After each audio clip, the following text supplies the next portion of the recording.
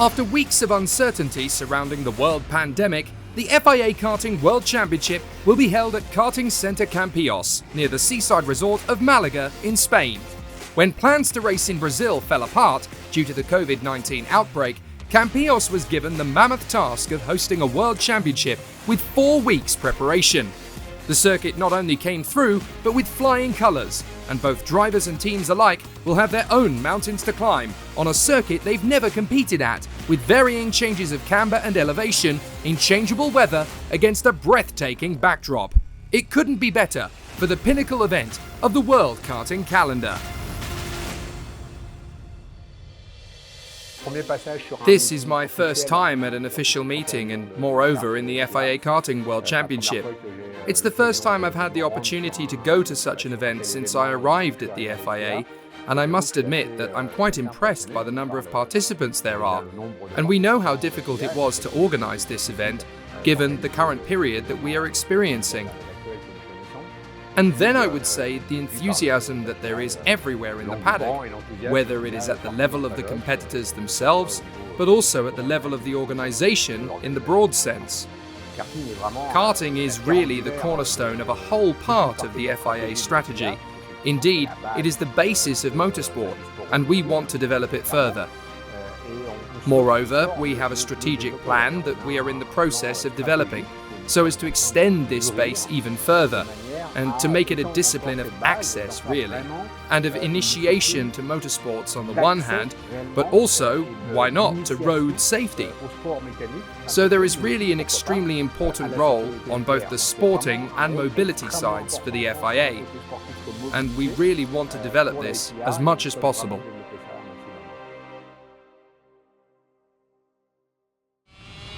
Pedro Hilbrand will guide us around Karting Center Campillos. Up to turn 1, easy to get wrong, hard to get right, as the apex will kick you straight into the second corner and you start the climb up the hill towards the tight and twisty hairpin section. Into the left, grab some curb and tuck the kart back round to the right, which goes on for the next 3 corners.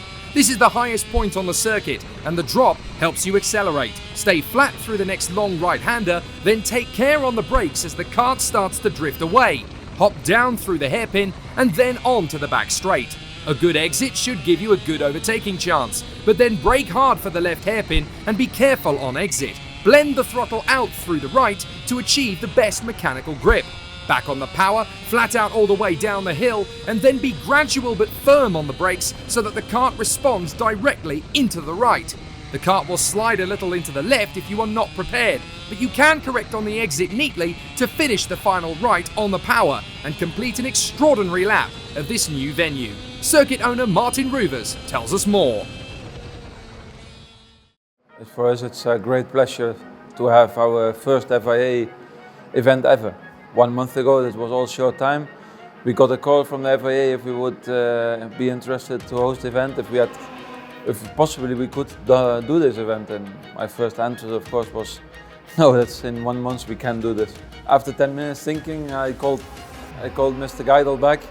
I was like, yeah, let's do it, let's go for it. So, and here we are 4 weeks after, 4 weeks of no sleep, of lots of work, of organization and modifying parts and get the best infrastructure possible for host this event and to make everybody happy during this day. So our paddock was made in one direction that maybe all the big teams will fit, so as we have done always national races. So the big teams have a little bit different structure, so making a plan and drawing on a piece of paper on how we can fit them all. So we decided to maximize the paddock space. Even somebody of the FIA, the first day they arrived, was like, it's maybe the first time we got to a paddock where 80% is positive about the track where we are. Of course we have a different track. We always knew that our layout is, well, I've been in karting many years and I think we have a very pretty layout with the level changes, and it's challenging.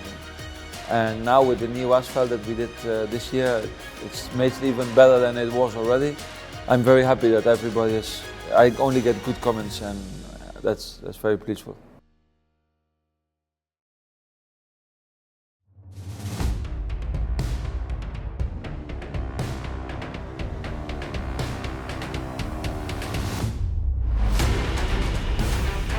Rain has arrived just in time for the start of the toughest race of the year, and after a handshake from FIA President Felipe Massa, it's time to go to battle. Freddie Slater is fighting back after a mechanical problem in the heats, whilst Thomas Stolchemanis will be on the front row alongside pole sitter David Walter. James Igotzi was unbeaten on Saturday, but the change in weather caught him out in the final heat. And with unpredictability very much a factor now, emerging talents such as Kian Nakamura-Berta and Dmitry Matveev could well show their hand, as nothing is certain heading into the World Championship showdown. Freddie Slater spent 2021 cementing his authority as the world champion from last year by sealing a title-winning campaign in the European Championship.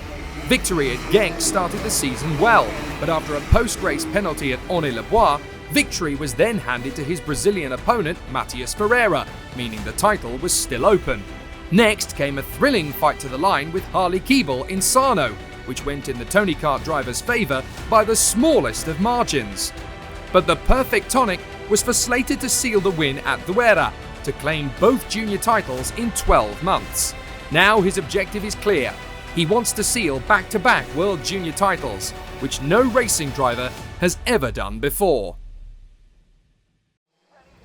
There were no disasters into Turn 1 for the leading trio, but James Igotzi was held up and Keanu Al-Azari and Alex Powell were edged out by the chasing pack, allowing Kian Nakamura-Berta into 4th place behind Walter, Stolchemanis and Saita.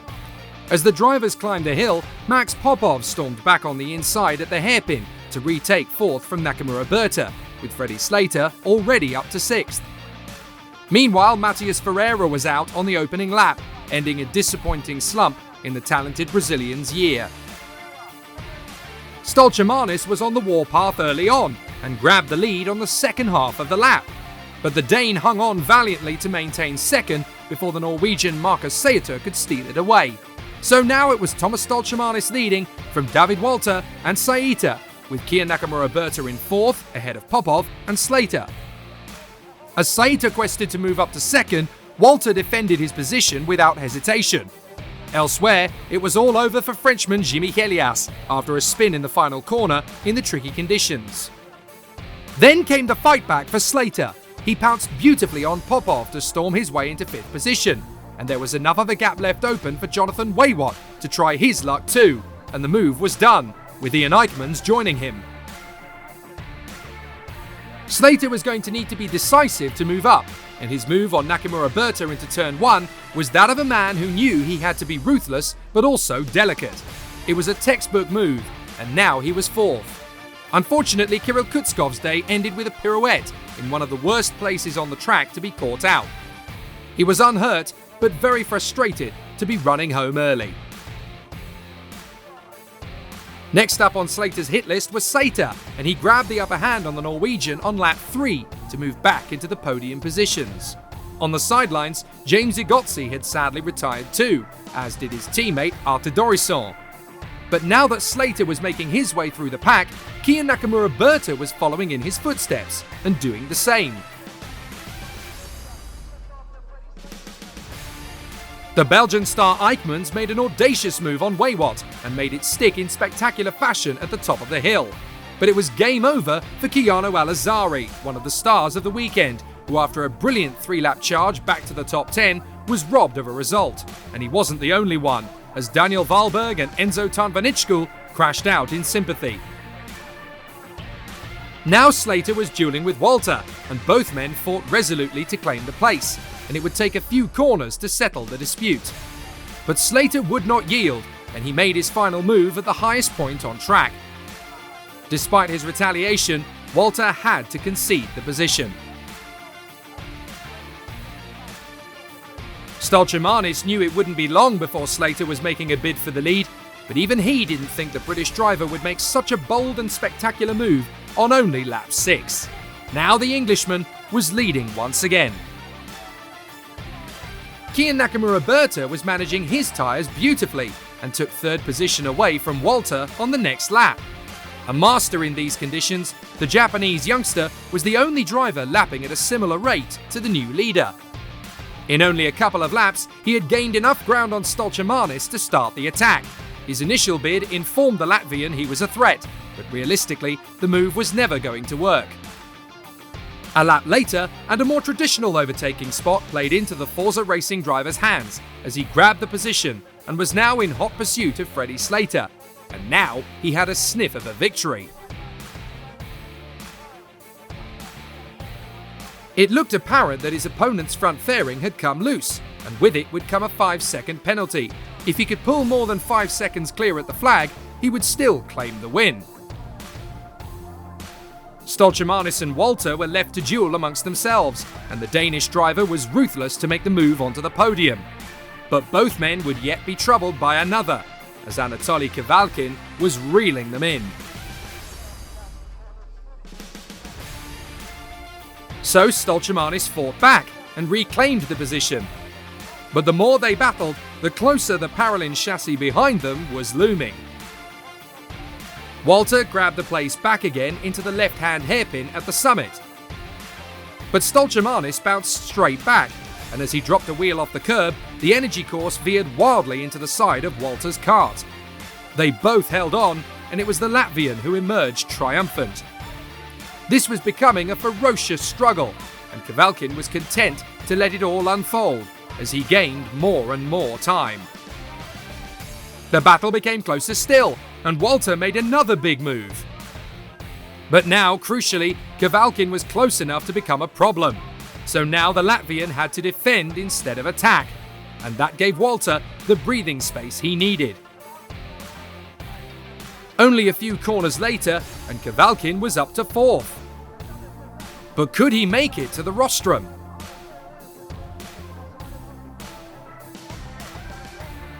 Walter was desperate to pull clear, but he looked vulnerable, and at the first sniff of a chance, Kavalkin pounced miraculously to grab the final step of the podium with a bold and brilliant move.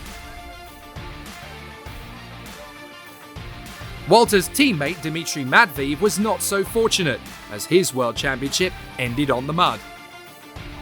But Slater was pushing hard, the gap staying steady between 3 and 4 seconds throughout the race, not enough to win with a loose front fairing.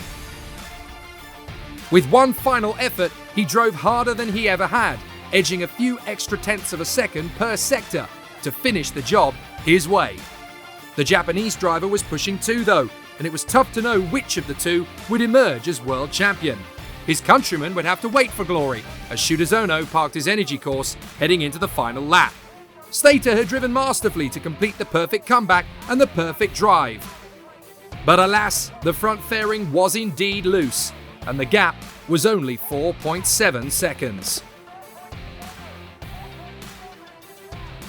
That meant that Kian Nakamura-Berta was now junior world champion from Slater and Kavalkin. Walter and Stolchemanis held off Saita, whilst Popov and Waywat were joined in the top 10 by Dion Gauda and Miguel Costa. The pain of losing a world championship in such a manner was hard to imagine. But as the world watched Freddie Slater's anguish, the British star was heroic in defeat, despite the obvious hardship. Forza Racing was celebrating, as Kian Nakamura-Berta became the first Japanese driver and the first Asian since Alexander Albon to become junior world champion. It was a brilliant end to a strong season for Parolin Motorsport, with young Anatoly Kavalkin sharing the honour on the podium. But now, at last, it was time to celebrate. The race was very good. After the start, I was in a bit of a bad condition because 2 of the Ricky Flynn teammates had been pushing me a bit, but I eventually left them. From then, I was concentrating hard, and I started to increase my pace, one by one, to overtake the others. It was really amazing. I'd like to thank everyone for helping and supporting me to get to this stage. Yeah, it's been an amazing season in OKJ. 2 more races to go, but yeah, it's been good so far in the FIA. So yeah, I'm really proud of what I've done. And, yeah, it would have been nice to take the double, but yeah, we've got 2 titles at the moment, so I'm ready to go take 2 more in senior. In the start of the race, I wasn't up to pace as much. Then slowly, as the race progressed, I managed to get the pace back up, and just an amazing feeling right now. Have no emotions, but I came into this weekend hoping for the best, and we managed to get the top. A really tough final. Massive respect to Freddie and to Ricky for the job that he did on track. Obviously, that's how racing goes at the minute, but also to Kian, to keep in there, keep consistent, maintain that gap. Yeah, incredible feeling at the end to realise he managed to sort of keep in the time gap and win the title. Yes, I'm definitely happy to be here in Campillos. It was quite a tricky situation, because we had to cancel Brazil. But I mean, I think everything was in the good way, to have a good championship. We have a lot of problem with the COVID in many different countries, and for sure that was a tough job for all of us. So I'm sure we're gonna have a top level championship, and it will be a good show as well for the competition, the fights, and that's what we want to see. I think karting needs to be better promotion, to show the people in the many different levels, even in the different events, for example, Formula 1, Formula E, many different events. I think you always need to have the way to promote karting for the people, for the kids, for even the people that is just love, not professional, but I mean they really love to have a lap, in the karting. So I think the promotion it needs to be better, and I'm sure you will be with our ideas. So I'm really looking forward for the big evolution karting next year, but also talking about the next 5 years, many new things coming up.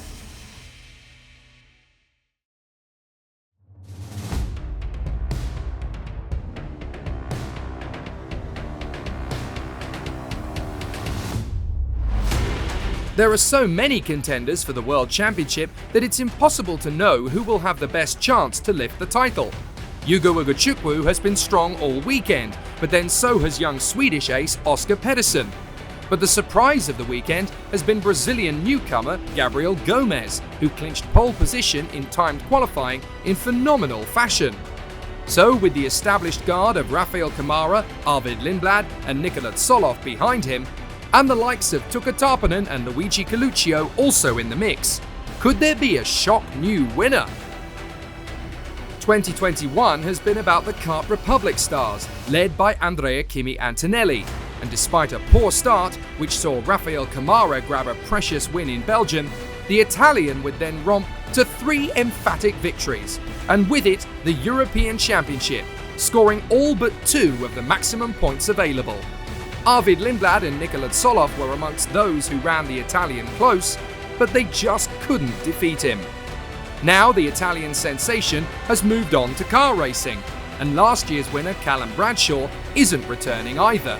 So who will step forward to become World Karting Champion? As the drivers stormed into turn 1, there was a lot of jockeying for position as the drivers wrestled for grip. The big mover was Rafael Camara, who managed to make up several places through the uphill climb. He would make an incredible overtake on Gabriel Gomes and take Tuka Tarpanen along for the ride as they sailed through the triple right in the first sector behind Ugochukwu. But as Arvid Lindblad and Luigi Coluccio pursued the CRG driver, Gomes would run out of road on the outside line and tumble down through the field. A brilliant weekend's work undone in one corner. At the end of the first lap, Camara found the smallest gap in history to pass Ugochukwu for the lead, determined to put the Brazilian flag on the top step of the podium. There were battles everywhere you looked: Daniel Briz versus Oscar Pedersen and Luigi Coluccio versus Norton Andreasen, with the Italian winning the duel down the hill. But the Swede wasn't settling for that, and the Ward Racing driver attacked again over the curbs in the hairpin. But the Cosmic Ace was wise to that manoeuvre. Meanwhile, Tarpanen was now level with Ugochukwu and finding it difficult to overtake. At least he was still on the road. Matthias Mogato wasn't, as Biralart's weekend had gone from bad to worse.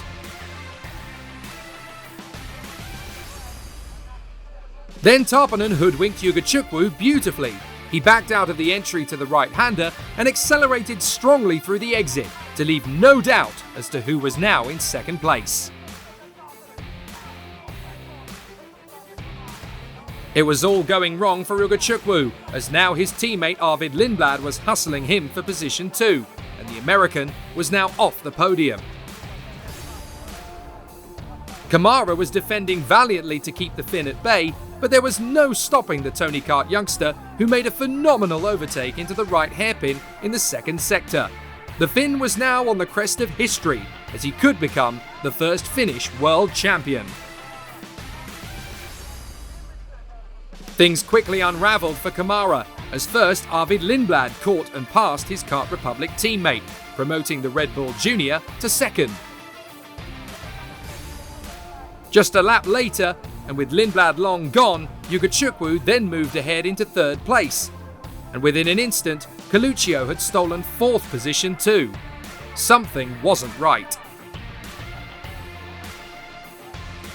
It was clear that a mechanical problem was developing, and by the time the Brazilian had lost a dozen more places, the writing was on the wall, and Rafael Kamara would return to the pits and retire from the World Championship.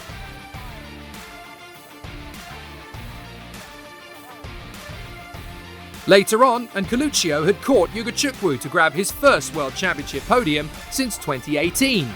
But could he stay there?